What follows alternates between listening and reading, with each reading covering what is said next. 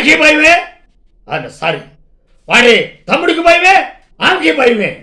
వామ్మో వయ్యో ఏమవుతుంది. మనుషులు మాత్రం ఓ అజానుభావులు, ఎంత లావునుండి ఎంత పొడుగునుండారు, ఎద్దులా ఉండవరా, తేలు మాత్రం ఎరగమంటలా అట్టనమాట. ఒరే వాడు బొడ్డోడైతే ఎవరా, వాడు బొడ్డోడైనా వాడు చమత్కారిరా. జక్కయ్య పొట్టోడంట, అయినా గాను బొడ్డోడైనా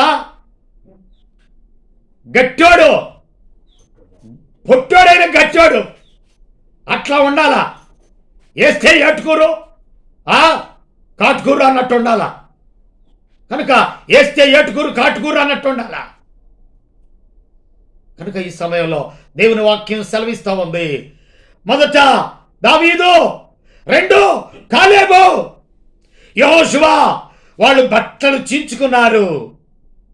అయ్యా అంటే వారిని రాళ్ళు రువి చంపాలని ఇశ్రాయేలీల్ని అందరినీ 10 మంది పిరికితనం నూరిపోశారు ఇశ్రాయేలీకి. అప్పుడు మోషే అహరోన్ల మీద కూడా సణుక్కున్నారు.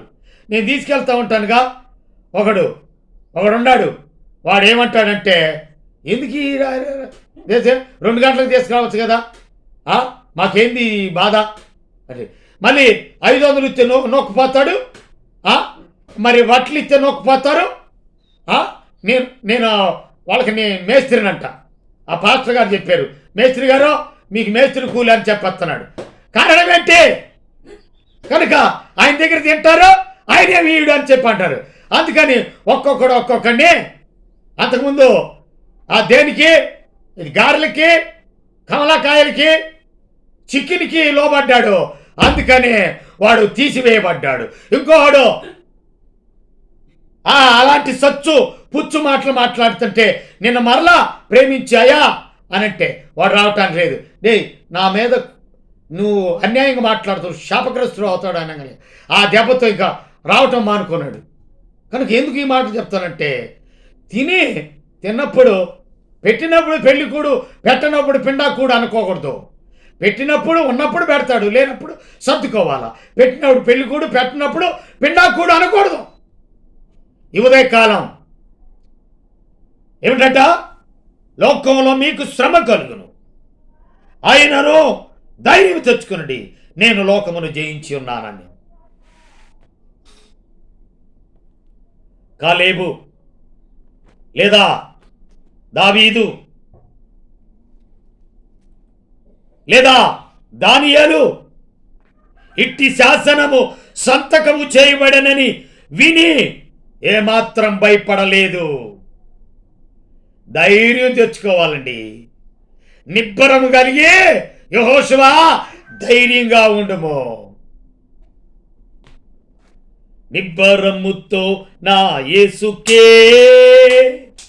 కొనియాడేదా,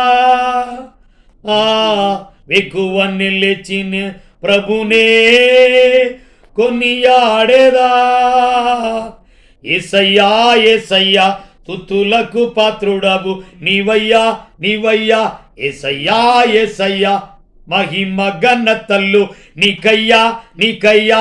నిబ్బరముతో నా యేసుకే కొనియాడేదా, వెకువన్ని లేచిన ప్రభునే కొనియాడేదా. సమూయేలు గ్రంథం 30వ అధ్యాయము. దావీదును రాళ్ళు రువి దావీదును చంపుదుము రండని వారు చెప్పుకొనగా, దావీదు తన దేవుడైన యెహోవాను బట్టి ధైర్యము తెచ్చుకొనెను. పిమ్మట దావీదు ఏఫోదు తెమ్మని యాజకుడుగు అహిమేలుకు కుమారుడైన అబ్యాతారుతో చెప్పగా, అబ్యాతారు ఏఫోదును దావీదునొద్దకు తీసుకొని వచ్చెను. యాజక వస్త్రం ఎవరు వేసుకోవాలా? యాజకుడే వేసుకోవాలా. కానీ అబ్యాతారు యాజకుని దగ్గర ఆ వస్త్రం తీసుకురమ్మన్నాడు రాజు. దావీదు అది ధరించుకున్నాడు, ప్రార్థన చేస్తున్నాడు. అంతేకాదు, ఇందాక పాడిన పాట, వెళ్ళెదము మరి ధైర్యముతో కృపాసనము చేరను, ఒకటి ఆవరణం, పరిశుద్ధ స్థలం, అతి పరిశుద్ధ స్థలం, మూడుంటాయి. వచ్చి గంగాళం నీళ్లుంటాయి, కడుక్కోవాలా. ఒక బలికి ఒక లేత దూడ లేదా గొర్రె పిల్ల దాని మీద చేతులుంచాలా, అది వధించాల యాజకుడు. సంవత్సరానికి ఒక్కసారి అతి పరిశుద్ధ స్థలములోనికి వెళతాడు. ఇప్పుడైతే వారం వారం దేవుని సన్నిధిలో కూడుకుంటున్నాం. అప్పట్లో అతి పరిశుద్ధ స్థలం ఒక్కసారే, సంవత్సరానికి ఒక్కసారి మాత్రమే, అది యాజకుడు మాత్రమే వెళ్ళాలి. ఆయనకి గంటలు కట్టుకుంటాడు, తాడు కట్టుకుంటాడు, లోపలకు పోయి వీళ్ళందరి నిమిత్తమై దేవునికి అర్పిస్తాడు. ఒకవేళ అర్పణలో ఏదైనా తేడా వచ్చిందనుకో అక్కడే పడి చేస్తాడు. కుక్కని ఇడిసినట్టు బయటికి ఈడుస్తారు. ఆ తాడు ఉంది కదా, గంటలు మోగుతాయి కదా, పాపం ఉన్నప్పుడు గంటలు మోగుతాయి, ఆ తాడు పెట్టి ఈడుస్తారు. కానీ పాపం లేకపోతే వీళ్ళందరూ ప్రజల నిమిత్తమై అక్కడ పోయి దేవునికి అర్పిస్తాడు. ఆ రక్తము ప్రోక్షిస్తాడు. ఆ రక్తమే యేసు రక్తం. ఎడ్ల యొక్కయో, కోడల యొక్కయో, మేకల యొక్క రక్తం కాదు, క్రీస్తు రక్తం. అతి పరిశుద్ధుడా స్తుతి నైవేద్యము నీకే అర్పించి కీర్తింతును. నీవు నా పక్షమై నన్ను దీవించగా, నీవు నా తోడువై నన్ను వెలిగించగా, జీవింతును నీ కోసమే. అవును, అతి పరిశుద్ధుడు, అతి పరిశుద్ధుడు వెనక ఉన్నవాడు ముందుకు వచ్చాడు. ఇశ్రాయేలీయులను కాపాడువాడు, కొనుకొడు నిద్రపోడు, వెనుకను ముందును ఆవరించి ఉన్నాడు. ఆయనే పరిశుద్ధాత్మ. రక్తం, రక్తం, రక్తం. ఎట్ల రక్తం? కోడెల రక్తం, దూడల రక్తం లేదా గొర్రెల రక్తం కాదు, యేసు రక్తం. యేసు రక్తం ప్రతి పాపము నుండి కడిగి శుద్ధినిగా చేయును.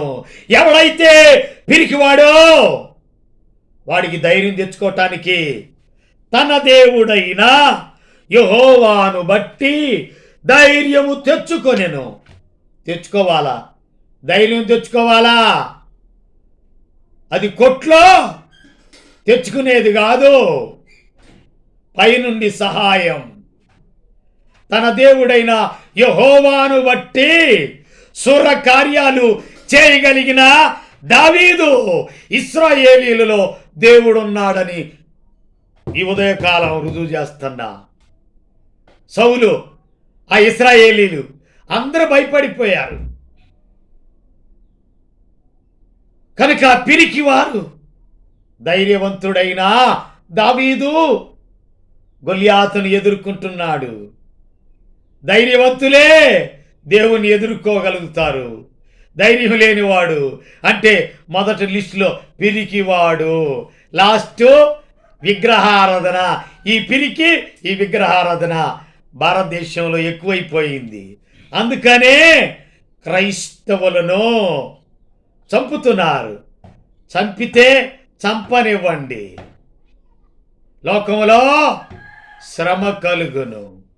అలాగైతే నిన్నటి దినం యాకోబు ఖడ్గముతో చంపించబడ్డాడు. ఈరోజు పేతురుని చంపాలని అపోస్తలుల కార్యముల గ్రంథం 12వ అధ్యాయము సంకెళ్ళు వేసి బిగించి చంపేద్దామని ప్లాన్ చేశారు. సంఘమైతే అత్యాసక్తితో ప్రార్థన చేయగా సంఖ్యలు విడిపోయినాయి. దూత అనుకోట్లా, ఇదేదో కలగావాలనుకున్నాడు. మొదటిది, రెండవది, మూడవది దాటుకుంటూ బయటకు వచ్చేసాడు. సంఖ్యలు విడిపోయి చెరసాల తలుపులు తెరుచుకున్నాయి. వచ్చేసాడు పేతురు. అక్కడ ఇంటి దగ్గర జాన్ మార్కు ఇంటి దగ్గర ప్రార్థన చేస్తున్నారు. వచ్చాడు. రోదయను చిన్నది విన్నది, ద్వారం దగ్గరకు వచ్చి పేతురు స్వరం విని బయటికి వచ్చింది. చిన్నది రోదే ధైర్యము సత్తా ఎంత గొప్పదో. వాళ్ళు ప్రార్థన చేసినా కానీ వాళ్ళ ప్రార్థన బారలేదని, వాళ్ళ మంత్రం బారలేదని, వారి చేతబళ్ళు బారలేదని, వాళ్ళ రబ రిమల రభ శబ